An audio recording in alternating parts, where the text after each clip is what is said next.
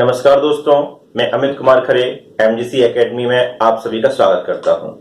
चलिए आप लोगों को जानकारी दें। हम इससे पहले हमने एक वीडियो और भी बनाया था जिसमें हमने आपको समायोजन के बारे में बताया था। समायोजन किसे कहते हैं, समायोजन किन किन के लिए आवश्यक होता है, समायोजन न कर पाने को क्या कहा जाता है, कुसमायोजन कहा जाता है, और समायोजन न कर पाने के मुख्य क्या कारण होते हैं, यानी कुसमायोजन किन कारणों से होता है, वो भी हमने आपको विस्तार से समझाया था। यदि आपने हमारा वो वाला वीडियो नहीं देखा है तो आप जाएं और वो वाला वीडियो हमारा अवश्य देखें, तभी आपको हमारा ये वाला वीडियो समझ में आएगा। इसके अलावा कई ऐसे छात्र हैं जिन्होंने हमसे कहा है कि सर आप प्रॉपरली तरीके से प्रत्येक टॉपिक का विस्तार से स्टार्टिंग से पढ़ाना स्टार्ट करें, तो इसके बाद हम आप लोगों को प्रारंभ से स्टार्ट करने वाले हैं, जिसमें आपका मनोविज्ञान से स्टार्ट किया जाएगा, फिर शिक्षा मनोविज्ञान, इसके बाद बालकों की अवस्थाओं से पूरा टॉपिक आपको क्लियरली बताया जाएगा। समायोजन चूंकि कोई बच्चों की डिमांड थी तो समायोजन समझ में नहीं आ रहा, इसलिए यहाँ पर समायोजन से स्टार्ट किया गया था। चलिए देखते हैं। जैसा कि आप लोगों को पिछले वीडियो में हमने आपको बताया था, 2 मिनट के लिए आपको पिछला समझा देते हैं। समायोजन क्या है? कक्षा के अंदर बच्चा अध्यापक से, पाठ्यक्रम से एवं छात्रों से संबंध स्थापित करना, तालमेल बिठाना, इसी को समायोजन कहा जाता है।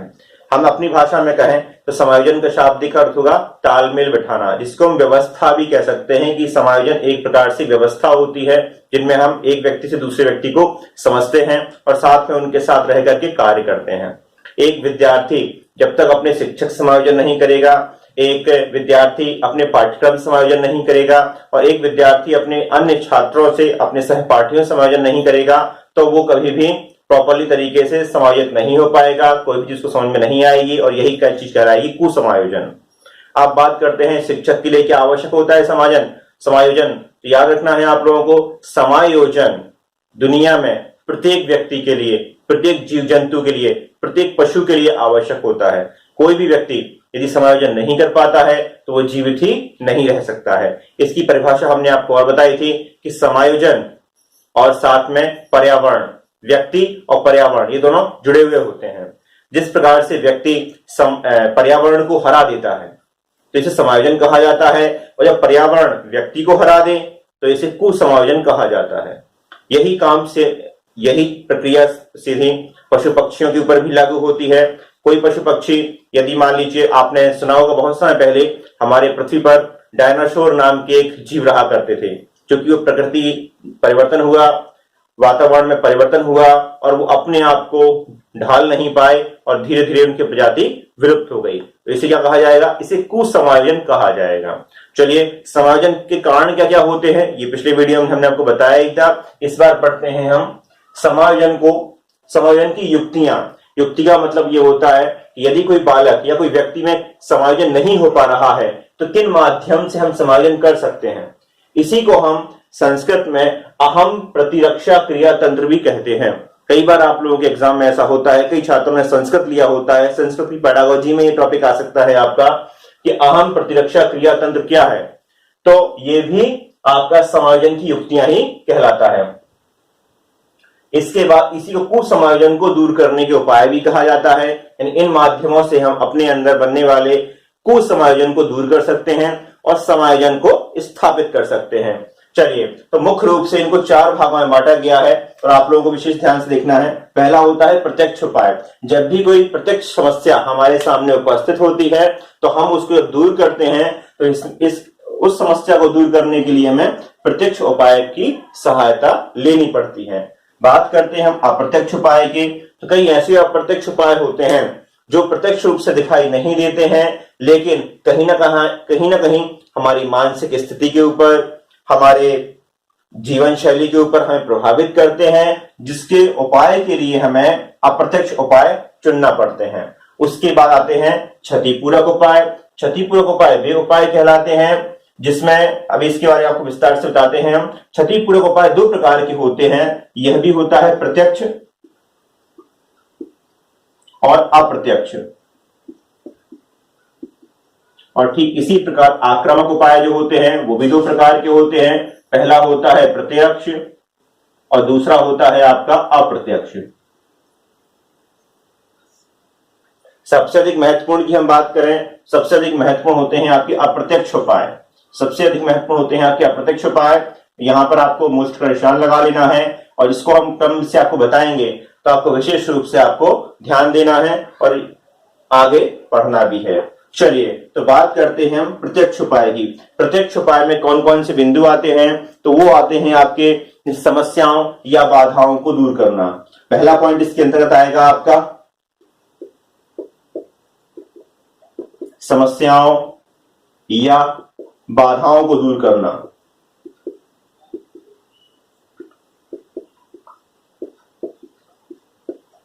आप लोगों को पहले हमने बताया था समायोजन करते समय बहुत सारी समस्याएं आती हैं। उदाहरण के रूप में आप जहां पढ़ रहे हैं, जिस वातावरण में आप पढ़ रहे हैं, वहां पर आप लोगों के सामने डीजे बज रहा होता है, कोई बहुत बड़ी आवाज शोरगुल हो रहा होता है, कहीं माइक लगे हुए होते हैं। तो ऐसी स्थिति में आप लोगों को पढ़ने के लिए वहां पर एकांत की आवश्यकता होती है। तो ये प्रत्यक्ष उपाय कहलाएगा, क्योंकि समस्या कैसी है? प्रत्यक्ष रूप से हमारे पास आ रही है।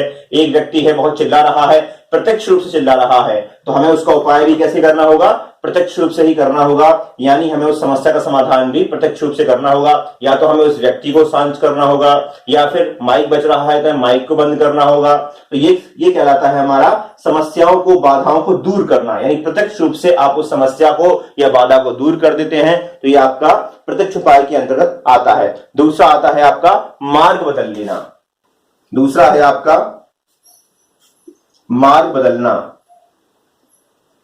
मार्ग बदलने का तात्पर्य यह है, यदि मान लीजिए आपके मोहल्ले में शादी हो रही है और डीजे या माइक बज रहे हैं, आप चाहे कर भी उसे बंद नहीं करा सकते हैं, तो आपको वेट करना होगा, आपको अगले दिन का इंतजार करना होगा, आपको सुबह का इंतजार करना होगा, या आपको रात्रि का इंतजार करना होगा। जैसे ही वहां का वातावरण समाप्त होगा, आप तुरंत अपना कार्य कर सकते हैं, समायोजन स्थापित कर सकते हैं। इसके अलावा और भी कई प्रयोग होते हैं, कई चीजें होती हैं। प्रत्यक्ष रूप से जब कोई समस्या आती है और हम उसका समायोजन नहीं कर पाते हैं, तो ऐसी स्थिति में हमें मार्ग बदल लेना चाहिए और समायोजन स्थापित कर लेना चाहिए। इसके बाद आपका अगला पॉइंट आता है आपका लक्ष्य बदल लेना।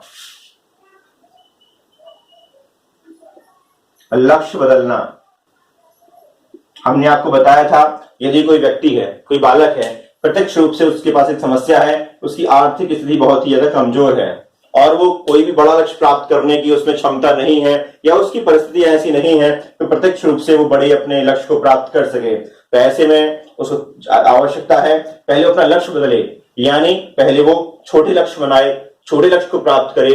जब उसके पास छोटा लक्ष्य प्राप्त हो जाए, इसके बाद वो बड़े लक्ष्य की ओर आगे बढ़े। अचानक कोई भी व्यक्ति बड़े लक्ष्य को प्राप्त नहीं कर सकता है। यही प्रक्रिया आपको अपनाना, यही कहलाएगा आपका लक्ष्य बदलना। लक्ष्य बदलने का तात्पर्य नहीं है कि लक्ष्य को आपको बिल्कुल छोड़ देना है। लक्ष्य बदलने का है पहले आप छोटे लक्ष्य को प्राप्त करिए, उसके बाद आप बड़े लक्ष्य की ओर जाइए। चलिए, तो ये भी हो चुका है हमारा। इसके बाद आपके आते हैं विश्लेषण करना।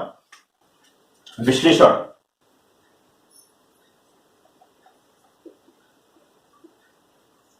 विश्लेषण कई प्रकार से हो सकता है। अलग अलग समस्याओं का विश्लेषण अलग अलग प्रकार से होता है। ये आपके ऊपर डिपेंड करता है कि आपके सामने किस प्रकार की समस्या है और उस समस्या का समाधान कितने तरीकों से आप कर सकते हैं, और कितने तरीकों से करने के बाद किस प्रकार के तरीके का सबसे उचित परिणाम प्राप्त होगा। तो ये आप लोगों के ऊपर होता है, ये स्टूडेंट के ऊपर होता है, ये व्यक्ति विशेष के ऊपर होता है। ये कोई एक प्रक्रिया नहीं होती है, बल्कि ये समस्या संबंधित होता है। ये कई प्रकार से हो सकता है। तो इस प्रकार से आपके प्रत्यक्ष उपाय सभी कंप्लीट हो चुके हैं, और प्रत्यक्ष उपाय में ये 4 बिंदु आते हैं जिनसे आपको विशेष ध्यान रखना है। चलिए, दूसरे नंबर पर हम देखते हैं हमारे प्रत्यक्ष उपाय। इसका आपको विशेष ध्यान से देखना है। प्रत्यक्ष उपाय आपके कई प्रकार के होते हैं। सबसे पहले बात करते हैं हम दमन की।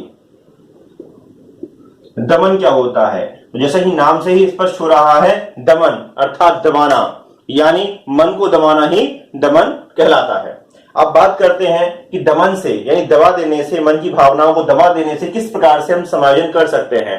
तो इसको हम एक उदाहरण के माध्यम समझते हैं कि जब भी हम समायोजन करते हैं, तो समायोजन करने के लिए हमें अपनी बहुत सारी चीजों को दबाना होता है।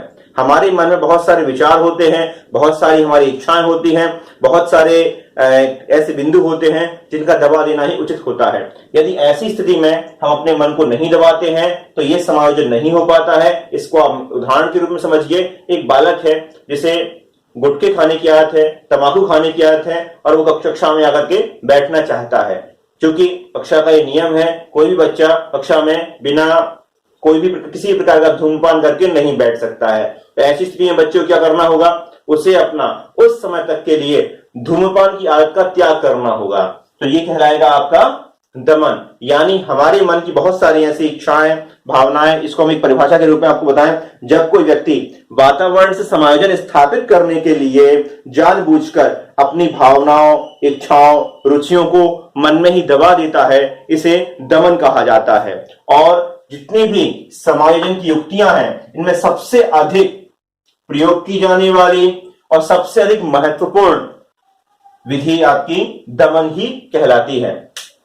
अब बात करते हैं हम कि दमन कितने, इसका दूसरा उदाहरण हम देखते हैं। तो दमन का दूसरा उदाहरण हो जाएगा, इस समायोजन स्थापित करने के लिए एक बालक जो है वो अपनी और अन्य आदतों को छोड़ देता है, जैसे चिल्लाना है।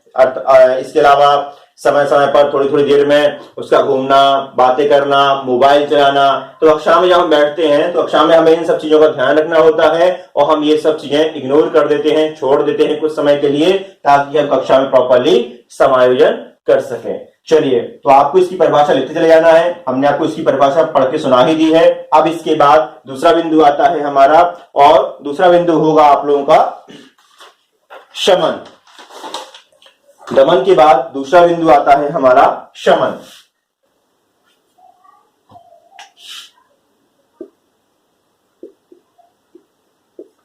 शमन किसे कहते हैं? तो शमन से तात्पर्य है आपका, जब कोई व्यक्ति जानबूझकर किसी अन्य व्यक्ति, वस्तु या स्थान से दूर रहना प्रारंभ कर देता है, जिससे उसे भूतकाल में पहले कोई कष्ट, अपमान आदि, परेशानियां आदि सहन करना पड़ी हो, तो ऐसी स्थिति को कहा जाता है शमन। यानी दूसरा कहने का तात्पर्य यह होगा कि हम हमेशा ऐसे स्थान से, ऐसे व्यक्ति से या ऐसी वस्तु से सदैव दूर रहना चाहते हैं जब जिससे हमें परेशानी, पहले कभी परेशानी हुई हो। जैसे हम किसी रिलेशनशिप में नहीं जाना चाहेंगे जहां पर हमारा पहले कहीं अपमान हुआ हो। हम किसी ऐसे दोस्त के साथ बैठना नहीं चाहेंगे जो हमारा सम्मान न करता हो। इसके अलावा हम किसी ऐसे स्थान पर नहीं जाएंगे जहां पर हमारे साथ कोई दुर्घटना घट चुकी हो। तो यही कहलाता है हमारा शमन। शमन का शाब्दिक अर्थ हो जाएगा अलग रहने की युक्ति। शमन का शाब्दिक अर्थ हो जाएगा आपका अलग रहने की युक्ति, अर्थात उस स्थान से, उस व्यक्ति से, उस वस्तु से दूर रहने की जो प्रक्रिया होती है, उसे ही शमन कहा जाता है। उदाहरण के रूप में एक व्यक्ति है जो कि किसी एक स्थान पर गया था जहां पर उसका भूतकाल में कहीं कोई एक्सीडेंट हुआ था। जब दोबारा वो वहां जाता है तो उसे वो पुरानी बातें पुनः याद आने लगती हैं और उसका मन परेशान हो जाता है। तो ऐसी स्थिति में वो क्या करेगा? ऐसी स्थिति में वो उस स्थान से दूर रहेगा, उस व्यक्ति से वो दूर रहेगा। तो ये कहलाता है हमारा शमन। शमन के बाद दूसरा बिंदु जो हमारा आता है वो आता है हमारा औचित्य स्थापन। तीसरे नंबर पर जो हमारा पॉइंट आता है वो कहलाता है हमारा औचित्य स्थापन।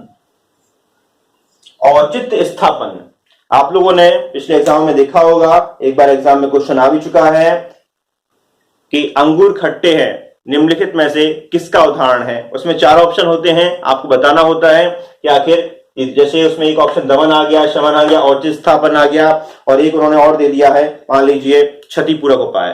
तो आपको ध्यान देना होगा कि ये किस प्रकार से, कौन सा उदाहरण किसके अंतर्गत आएगा। औचित्य स्थापन का शाब्दिक अर्थ होगा वस्तु में या पद में दोष निकालना। वस्तु में या पद में ही दोष निकाल देना।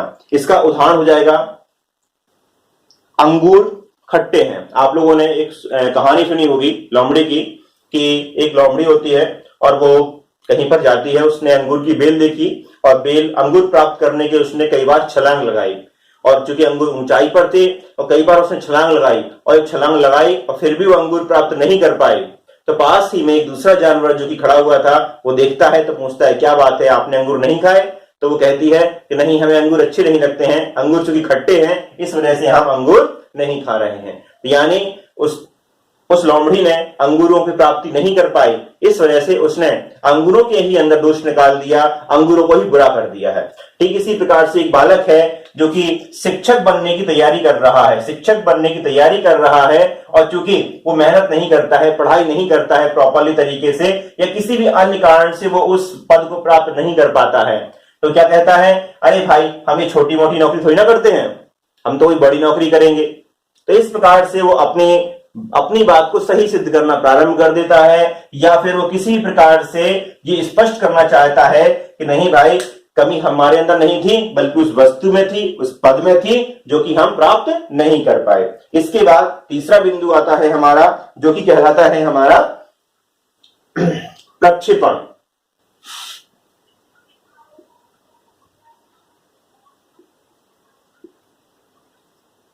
प्रक्षेपण किसे कहते हैं, यह भी ध्यान रखना है आप लोगों को। प्रक्षेपण का शाब्दिक अर्थ हो जाएगा दूसरों में दोष निकालना। यहां पर था उस वस्तु में दोष निकालना, यहां पर होता है दूसरों में दोष निकालना। एक बालक जो कि शिक्षक नहीं बन पाया है, और शिक्षक न बन पाने का कारण या तो वो अपने परिवार के सदस्य के ऊपर लगाता है, या वो कहता है कि हमने जिस कोचिंग इंस्टीट्यूट से पढ़ाई की है वहां पर प्रॉपरली तरीके से पढ़ाई नहीं हुई है, या वो कहता है कि हमने जिस पुस्तक से पढ़ाई की है उस पुस्तक में प्रॉपरली तरीके से समझाया नहीं गया था। कई व्यक्ति होते हैं कई प्रकार के एक्सक्यूज देते हैं, अर्थात जैसे अपने शिक्षक के ऊपर, अपने माता पिता के ऊपर, अपनी आर्थिक स्थिति के ऊपर, पाठ्यक्रम के ऊपर, या अन्य किसी परिस्थिति के ऊपर दोष लगाते हैं, अपनी कमी को स्वयं स्वीकार नहीं करते हैं, तो इसे कहा जाता है प्रक्षेपण।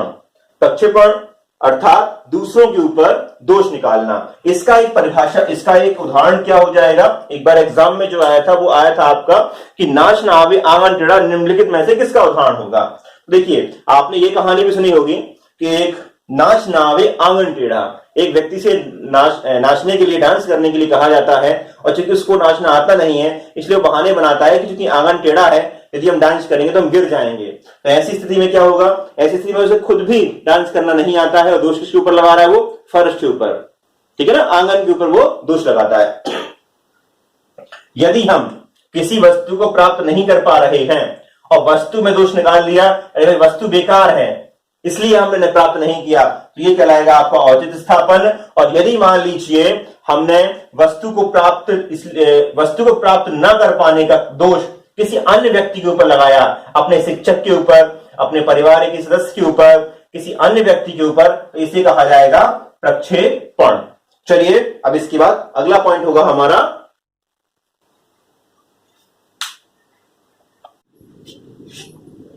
चलिए तो अगला बिंदु होगा हमारा क्षतिपूर्ति उपाय। आपको ध्यान देना है कि ये क्षतिपूर्ति उपाय है, ये अप्रत्यक्ष उपाय के अंतर्गत आ रहा है, और ये क्षतिपूरक उपाय है, ये आपका एक अलग बिंदु होगा। इन दोनों में अंतर है, नाम एक जैसा लग रहा है, यहां क्षतिपूरक लिखा हुआ है, यहां क्षतिपूर्ति लिखा हुआ है, लेकिन आपको उदाहरण समझना होगा कि उदाहरण किसके अंतर्गत आएगा। अभी हम आपको समझा रहे हैं, याद रखना है ये जो टॉपिक है आपका प्रत्यक्ष रूप से आपके एग्जाम में क्वेश्चन कभी भी बहुत ही कम आते हैं, आपसे पूछे जाते हैं इसी प्रकार घुमा फिरा के क्वेश्चन। आपसे एक उदाहरण दिया जाएगा, एक बालक है जो स्कूल में शिक्षकों से डांट खाकर आता है और घर पे जाकर अपने छोटे भाई बहनों के ऊपर गुस्सा उतारता है, तो ये किसका उदाहरण होगा।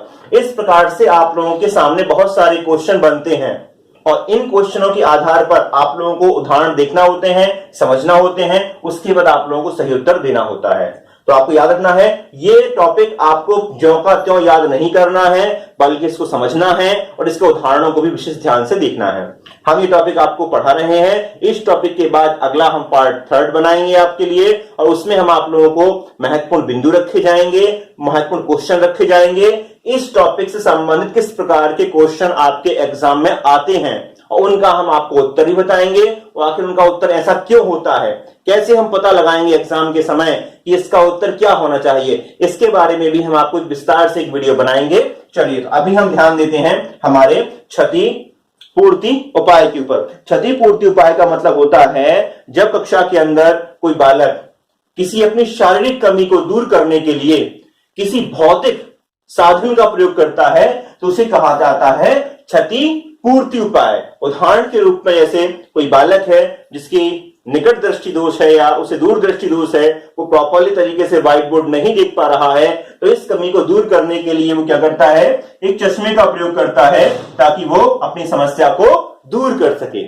चलिए, इसके अलावा और भी कई उदाहरण होते हैं। जैसे कक्षा के अंदर एक छोटे कद की लड़की है और वो अपनी इस समस्या को, अपने इस चीज को छुपाने के लिए वो ऊंची हील की सैंडल पहनती है। इसके अलावा कोई व्यक्ति है, कोई बालक है जिसके सिर में बाल कम है और वो समायोजन करना चाहता है कि हमारा कक्षा के अंदर मजाक ना उड़े, तो वो बालों की बिग लगा लेता है। इस प्रकार से बहुत सारे ऐसे प्रयोग होते हैं, बहुत सारी ऐसी चीजें होती हैं जिसका वो प्रयोग करता है और अपने आप को सभी के समान प्रदर्शित करने का प्रयास करता है, जो कि उसका भौतिक रूप से होता है। याद रखना है आपको, क्षतिपूर्ति में भौतिक संसाधन होते हैं जिसके माध्यम से हम अपनी कमियों को छिपाते हैं। चलिए, इसके बाद अगला जो आपका उदाहरण होगा वो होगा आपका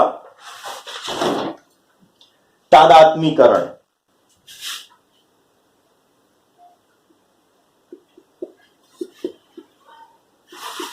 तादात्मीकरण किसे कहते हैं? तादात्मीकरण होता है समाज में मान सम्मान प्राप्त करने की एक युक्ति।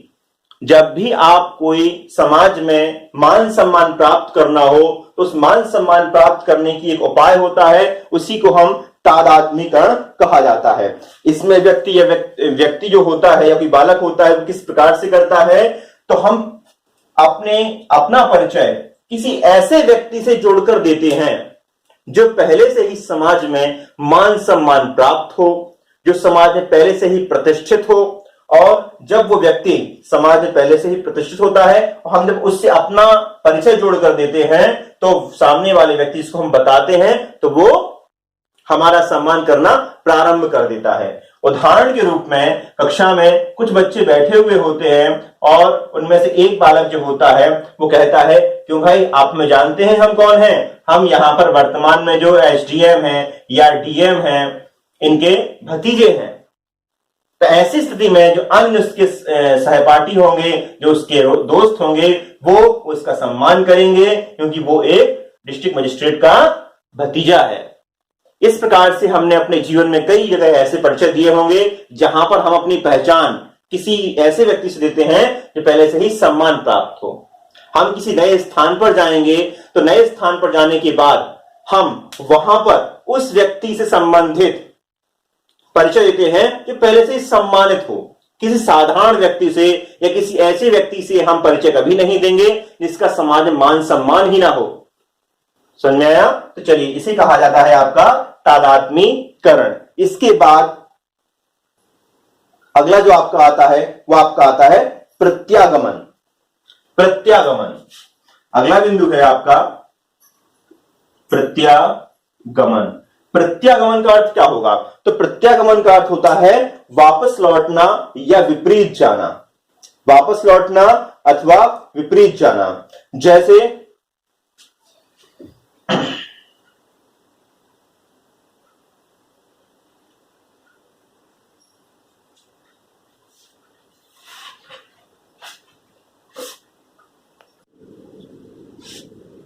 चलिए, अगला बात करते हैं हम प्रत्यागमन की। प्रत्यागमन क्या होता है? प्रत्यागमन का अर्थ होता है वापस लौटना अथवा विपरीत जाना।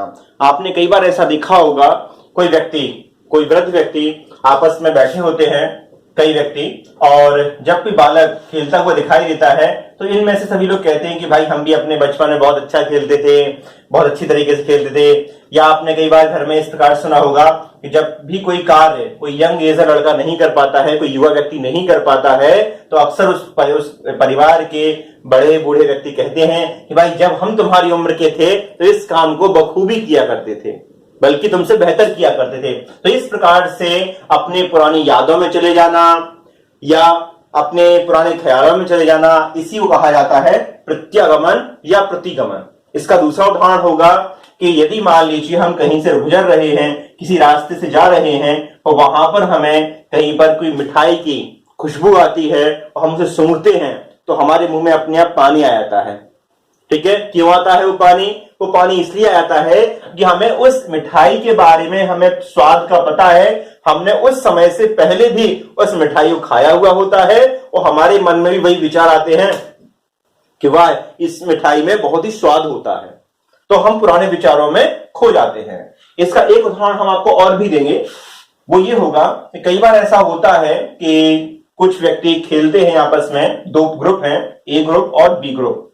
अब कई बार ए ग्रुप बी ग्रुप को हरा देता है, किंतु एक बार वो स्वयं भी हार जाता है, तो वो क्या करेगा, वो संतुष्टि कर लेता है कि चलो भाई जो आज ये जीता है तो इससे पहले हम जीत चुके थे, यानी वो अपने पहले जो जीता हुआ होता है उस ख्यालों में चला जाता है। या जो बिजनेसमैन होते हैं, पहले ए जो था वो बहुत रिच था, बहुत पैसे वाला व्यक्ति था, और बी जो था वो लो था, काफी नीचे था, काफी गरीब था, और बिजनेस में अचानक से उतार चढ़ाव आते हैं और ये जो ए था वो पीछे हो जाता है और बी जो है वो आगे निकल जाता है। ऐसी स्थिति में ए क्या करेगा, ए अपने पुराने समय को याद करेगा और ये कहेगा कि चलो भाई जीवन में उतार चढ़ाव आते हैं, एक समय था जब हम इससे आगे थे, आज हम पीछे हैं, हो सकता है आने वाले समय में हम फिर से आगे हो जाएंगे। तो इस प्रकार से कुछ ऐसी चीजें, कुछ ऐसी यादें जिन्हें हम अपने पुराने जीवन में बिता चुके होते हैं, गुजार चुके होते हैं, और जब दोबारा हमें वो चीज याद आ जाए, दोबारा हम उसके बारे में चर्चा करने लगे, तो यही चीज हमारी कहलाती है प्रत्यागमन या प्रतिगमन। इसके बाद अगला जो आपका आता है वो आता है आपका युक्तिकरण, किसे कहा जाता है, युक्तिकरण।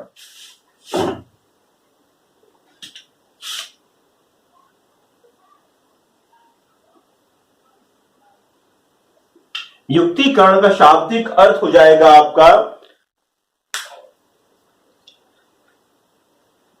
सही या गलत का निर्णय न करते हुए वाद विवाद में या तर्क वितर्क में अपने आप को सही साबित करना या सही सिद्ध करना। युक्तिकरण से तात्पर्य हम कह सकते हैं कि हम अपने जीवन में बहुत सारी ऐसे प्रयास करते हैं, सीधा अर्थ होगा इसका झूठ बोलना। हम अपने शब्दों में आपको समझाएं तो इसका शब्द होगा झूठ बोलना। हम अपनी बातों को कई जगह पर तर्क वितर्क के माध्यम से, सही गलत के माध्यम से हम उसको सही सिद्ध करते हैं। एक बच्चा जो है वो होमवर्क नहीं करके लाता है और कक्षा में शिक्षक से कहता है कि सर हमें बुखार आ गया था, इस वजह से हम अपना होमवर्क नहीं कर पाए, या वो कहता है कि सर आज हम अपनी कॉपी छोड़ आए हैं घर पे, इस वजह से हम अपना होमवर्क नहीं कर पाए हैं। तो ये कहलाएगा, ये आपका युक्तिकरण कहलाएगा, यानी सही परिस्थितियों को ना बता करके हम अपनी तरफ से या अपने वाद विवाद में उस चीज को सही साबित करते हैं, इसे कहा जाता है युक्तिकरण। चलिए अब इसके बाद अगला जो बिंदु आता है हमारा, वो आता है हमारा विपरीत मनोरचना।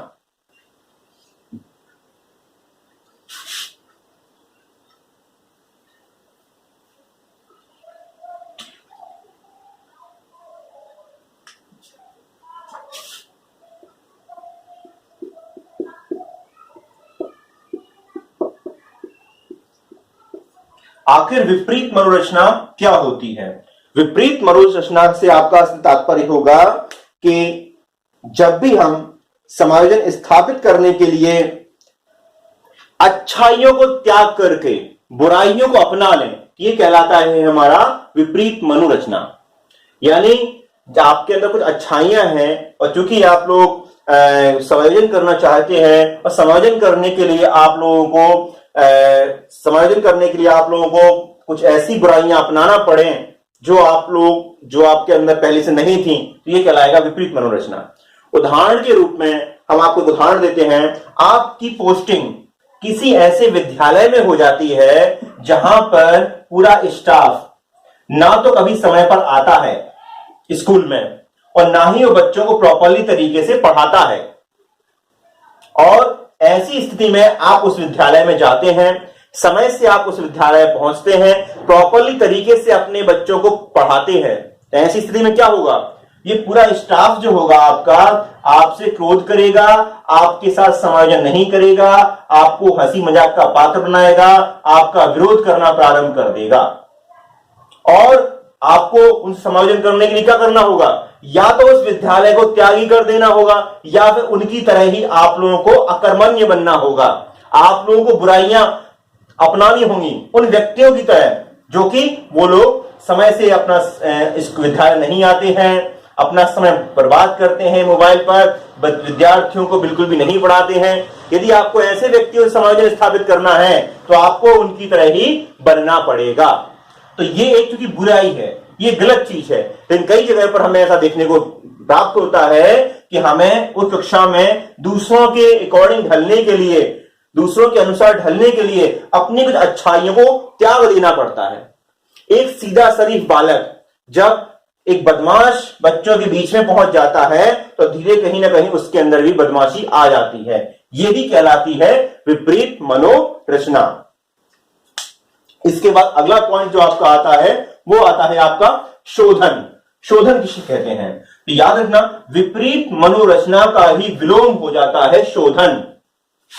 शोधन, जब भी आप समायोजन करने के लिए अपनी बुराइयों को त्याग कर दें और अच्छाइयों को अपना लें, तो ऐसी स्थिति में क्या कहलाएगा? ये शोधन कहलाएगा। से वही एग्जाम्पल रहेगा कि आप एक ऐसे स्टाफ के बीच में हैं जो समय पर विद्यालय में आता है, प्रॉपरली तरीके से बच्चों को पढ़ाता है, और भले ही आपके अंदर ये कमी है कि आप ना तो विद्यालय समय पर पहुंचते हैं ना ही बच्चों को प्रॉपरली तरीके से पढ़ाते हैं, तो ऐसी स्थिति में आप लोगों को क्या करना होगा? आपको भी उस व्यक्तियों की तरह, आपका जो स्टाफ है, जो अच्छा स्टाफ है आपका, जो कर्मशील है, जो बच्चों को प्रॉपरली तरीके से पढ़ाता है, आपको भी उनकी तरह ढलना होगा। इसी प्रकार से कोई एक बालक है जिसके अंदर बहुत सारी कमियां हैं, वो होमवर्क प्रॉपरली तरीके से नहीं करके आता है, और उसके जो सहपाठी हैं वो सभी होमवर्क को प्रॉपरली तरीके से करते हैं, और बार बार ये देखता है कि केवल हम ही कक्षा में एक ऐसे विद्यार्थी हैं जो अपना होमवर्क प्रॉपरली नहीं करते हैं। तो ऐसी स्थिति में आप जो ये व्यक्ति होगा वो भी दूसरों को देख करके होमवर्क करना प्रारंभ कर देगा, यानी अपनी बुराइयों का त्याग करेगा और अच्छाइयों को अपने अंदर धारण कर लेगा। अगला बिंदु है हमारा दिवास स्वप्न। दिवास स्वप्न नाम से ही स्पष्ट हो रहा है दिन में सपने देखना। दिवास स्वप्न का तात्पर्य हो जाएगा दिन में सपने देखना या कल्पनाओं के माध्यम से सुख की प्राप्ति करना। कई बार ऐसा होता है कि हम कोई चीज, कोई वस्तु को प्राप्त नहीं कर पाते हैं, और फिर ऐसी स्थिति में हम कल्पनाएं करते हैं उसके बारे में, और उसके बारे में कल्पनाएं करने के बाद फिर हम अपने मन में ही किसी चीज को कल्पना करके हम उसको आनंद की प्राप्ति करते हैं। उदाहरण के रूप में एक बालक जो है, जो कक्षा का मॉनिटर नहीं बन सकता है, घर पे बैठा बैठा सोचता है कि हम एक मॉनिटर होते तो आज ये काम करते, ऐसे क्लास का संचालन करते, ऐसे करते। कई बार हम इस प्रकार सोचते हैं, यदि मान लीजिए प्रधानमंत्री बना दिया जाए तो हम देश का संचालन इस प्रकार से करेंगे। तो यानी हमारे दिमाग में बहुत सारी ऐसी बातें आती हैं जो कि हम वास्तविक जीवन में लागू नहीं कर सकते हैं, किंतु कल्पनाओं में हम उसे लागू करते हैं, उसके बारे में सोचते हैं और आनंद की प्राप्ति अनुभव करते हैं। इसके अलावा कई ऐसे व्यक्ति होते हैं, एक अगला इसका एग्जाम्पल हो जाएगा बहुत ही अच्छा, कि एक व्यक्ति जो है जो किसी पद को प्राप्त करने के बारे में सोचता है, लेकिन पद प्राप्त नहीं कर पाता है। तो पद प्राप्त नहीं कर पाता है, लेकिन फिर भी उसके मन में एक विचार आता है कि यदि मान लीजिए बैठा बैठा सोचता है, यदि हम ऐसा होते तो इस प्रकार से ये मैनेज करते, ये मैनेज करते, ये मैनेज करते, और इसी प्रकार की सोचना उसे कहलाता है दिवास स्वप्न। हम अपना आपके ऊपर अपना एक उदाहरण देकर के आप लोगों को बताते हैं कि कुछ समय पूर्व हमारे देश के भूतपूर्व प्रधानमंत्री श्री अटल बिहारी वाजपेयी जी का निधन हो चुका था। तो ऐसी स्थिति में क्योंकि हमारा उनसे काफी लगाव था, कई बार हम बैठ के विचार करते थे यदि हम उनसे एक बार मिल पाते तो बहुत अच्छा होता। हम उनके साथ बैठते, कुछ बातें करते, कुछ उनकी कविताएं सुनते, तो हम अपने जीवन में कई ऐसे व्यक्ति महापुरुष हैं जिनकी लिस्ट बनी हुई है। उन लिस्टों में हम कुछ लोगों से मिलना चाहते हैं, जिनमें से अब्दुल कलाम जी थे, अटल बिहारी वाजपेयी जी थे। तो इस प्रकार से व्यक्तियों से हम मिलते, उनसे बात करते, अपने बारे में, देश के बारे में, उनके बारे में, ठीक है ना, बहुत सारे ऐसे विचार थे। तो जब हमने उनकी ये खबर सुनी तो हम बैठे बैठे विचार कर रहे थे, और विचारों में ही हम कल्पना करते हैं कि हम अटल बिहारी जी के साथ में बैठे हुए हैं और वो हमें अपनी एक कविता सुना रहे हैं। तो इस प्रकार से हम मानसिक रूप से उनसे मिल करके एक आनंद की अनुभूति कर लेते हैं। तो ये भी एक दिवा स्वप्न का ही एक उदाहरण हो जाएगा। चलिए, इसके बाद अगला पॉइंट जो आपका आता है वो आता है आपका पृथक्करण।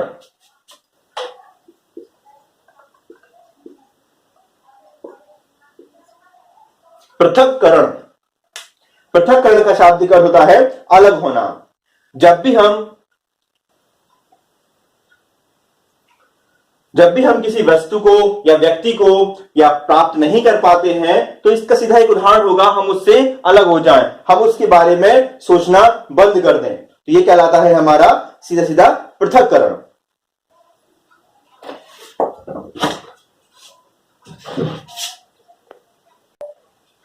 तो पृथक्करण का अर्थ हो जाएगा अलग हो जाना। जब कोई व्यक्ति किसी वस्तु, पद या व्यक्ति को प्राप्त करना चाहता है और उसे प्राप्त नहीं कर पाता है तो इसे पृथक्करण कहा जाता है। यदि मान लीजिए एक बालक है जो एक उच्च पद को प्राप्त करना चाहता है, मान लीजिए वो सिविल जज की तैयारी कर रहा है, या फिर मान लीजिए वो डीएम की बनने की तैयारी कर रहा है, आईएएस आईपीएस की तैयारी कर रहा है, ठीक है ना।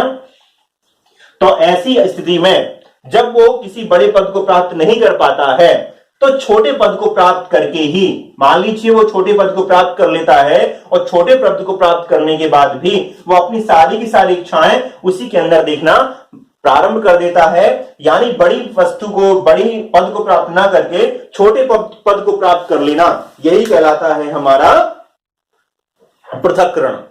एक व्यक्ति अपने आप को चाहता है कि हम बहुत ही उच्च स्थान पर पहुंच जाएं, हम बहुत बड़ा मकान बनाएं, लेकिन जब बहुत बड़ा मकान, बहुत बड़ा बंगला नहीं बनवा पाता है तो अपने लिए छोटा सा मकान, छोटा सा बंगला बना लेता है और वो अपनी सारी इच्छाओं को उसी में देखना प्रारंभ कर लेता है कि भाई जो बड़े बंगले का हमें काम करना था वही काम छोटा बंगला भी कर रहा है, हम उसमें भी आनंद पूर्वक रह रहे हैं। यानी अपनी भावनाओं को बड़े पद से हटा करके जहां तक हमारी संभावना हो वहीं तक ले जाने की प्रक्रिया, यही कहलाती है हमारी पृथक्करण। इसके बाद अंतिम जो चरण आता है आपका, वो आता है आपका पलायन। पलायन कैसे कहते हैं? पलायन का मतलब होता है छोड़कर चले जाना। पलायन शब्द का मतलब होता है छोड़कर चले जाना, यानी किसी वस्तु या पद को हम प्राप्त नहीं कर पाते हैं तो उसके बारे में हम विचार त्याग देते हैं, उसे छोड़कर हम चले जाते हैं और किसी ऐसे स्थान पर पहुंच जाते हैं जहां पर हमें सुख सुविधा का अनुभव होने लगता है। उदाहरण के रूप में मान लीजिए एक बालक है जो कि ऐसे विद्यालय में पढ़ाई करता है जहां पर उसके अनुसार कोई पढ़ाई नहीं होती है, वहां पर जितने भी व्यक्ति हैं वो सब उससे विपरीत हैं। या आपकी पोस्टिंग किसी ऐसे विद्यालय में हो जाती है जहां पर पूरा स्टाफ आपके अनुसार नहीं है।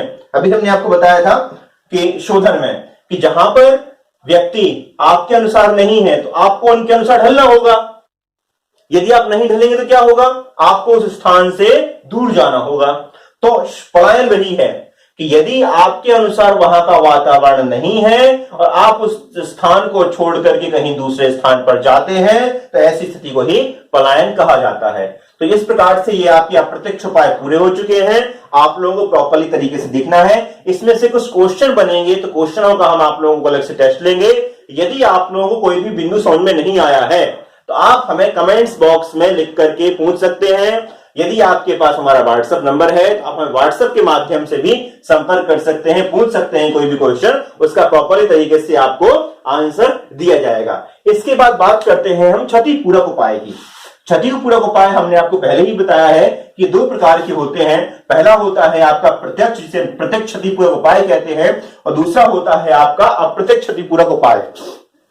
प्रत्यक्ष और अप्रत्यक्ष क्षतिपूरक उपाय में क्या अंतर होते हैं, इसे समझने के लिए एक प्रकार समझते हैं हम। यदि मान लीजिए एक बालक है जिसका एक विषय में कमजोर है, एक विषय कमजोर है, मान लीजिए उसका हिंदी कमजोर है, तो वो क्या करेगा? हिंदी विषय में अधिक मेहनत करेगा अधिक मेहनत करने के बाद वो एग्जाम में, परीक्षा में अच्छे नंबर प्राप्त कर लेता है, तो ये प्रत्यक्ष रूप से उसने हिंदी में मेहनत की थी, इसलिए इसे प्रत्यक्ष क्षतिपूरक उपाय कहा जाएगा। लेकिन मान लीजिए कोई बालक है और जिसकी इंग्लिश कमजोर है, और वो क्या करता है कि इंग्लिश जैसे विषय का त्याग कर देता है, और जिस विषय में उसका मन लगता है, जैसे हिंदी में वो होशियार है, तो वो हिंदी के ऊपर ही फोकस करता है, और अगर आगे बढ़ करके वो बहुत सारा नाम कमाता है और हिंदी के माध्यम से ही अपने लक्ष्य की प्राप्ति करता है। तो यहां पर प्रत्यक्ष में क्या हो रहा है, हम अपनी कमियों को ऊपर वर्क कर रहे हैं, हम अपनी कमियों में सुधार कर रहे हैं, और उसके बाद हम अपनी लक्ष्य प्राप्त कर रहे हैं। और दूसरे में क्या होता है, हमारे अंदर यदि कोई कमी है तो हम उस कमी को छोड़ देते हैं, और जिसमें हमारी क्षमताएं हैं हम उस लक्ष्य को प्राप्त कर लेते हैं और उसी में अपना कैरियर चुनते हैं। एक बालक है जो पढ़ने में कमजोर है, वो मेहनत करता है, पढ़ाई करता है, नौकरी प्राप्त कर लेता है, ये उसका प्रत्यक्ष उपाय हो जाएगा। किंतु दूसरा बालक है, उसका पढ़ाई में मन नहीं लगता है, लेकिन उसको एक्टिंग अच्छी आती है, तो क्या करेगा, पढ़ाई को छोड़ देगा, वो एक्टिंग में ही अपना कैरियर बनाएगा और फिल्म इंडस्ट्रीज में चला जाएगा। तो इस प्रकार से ये उसका अप्रत्यक्ष उपाय कहलाएगा। इसी प्रकार आपका आक्रामक उपाय कहलाता है। ये भी दो प्रकार के होते हैं, पहला होता है प्रत्यक्ष आक्रामक उपाय और दूसरा होता है अप्रत्यक्ष आक्रामक उपाय। प्रत्यक्ष में क्या होता है, जब एक बालक किसी दूसरे बालक को किसी प्रकार से दुख, दर्द, कष्ट, अपमान पहुंचाता है और दूसरा बालक तत्क्षण यानी उसी समय पहले वाले बालक को प्रत्युत्तर दे देता है, उसे भी कष्ट, अपमान पहुंचाता है, तो इसे कहा जाता है प्रत्यक्ष आक्रामक उपाय। उसने प्रत्यक्ष तुरंत दिया और कंप्लीट। इसके बाद अप्रत्यक्ष में क्या होता है, अप्रत्यक्ष में एक व्यक्ति ने किसी दूसरे व्यक्ति का मजाक उड़ाया, दूसरा व्यक्ति वेट करता है और वेट करने के बाद वो समय की प्रतीक्षा करता है और समय आने पर फिर वो उसका इतना करारा जवाब देता है कि वो अपने आप में ही लज्जित हो जाता है। जैसे एक व्यक्ति ने दूसरे व्यक्ति से कहा, भाई तुम हिंदी में बहुत कमजोर हो, तो दूसरे व्यक्ति ने कहा, हाँ हम हिंदी में कमजोर है तो तुम गणित में कमजोर हो। तो ये क्या हो गया, तत्क्षण प्रत्यक्ष रूप से उसने उसका प्रत्युत्तर दिया। लेकिन दूसरी कंडीशन में अप्रत्यक्ष में क्या होगा, एक व्यक्ति ने दूसरे व्यक्ति से कहा कि भाई तुम कमजोर हो हिंदी पढ़ने में, तो दूसरा व्यक्ति अपने अंदर इतना सुधार करता है कि उसके हिंदी में पहले वाले व्यक्ति से अधिक अच्छे नंबर आते हैं। जब उसके अच्छे नंबर आएंगे तो पहला वाला व्यक्ति अपने आप लज्जित हो जाएगा। अतः आक्रामक उपाय में अप्रत्यक्ष आक्रामक उपाय अत्यधिक अच्छे माने गए हैं।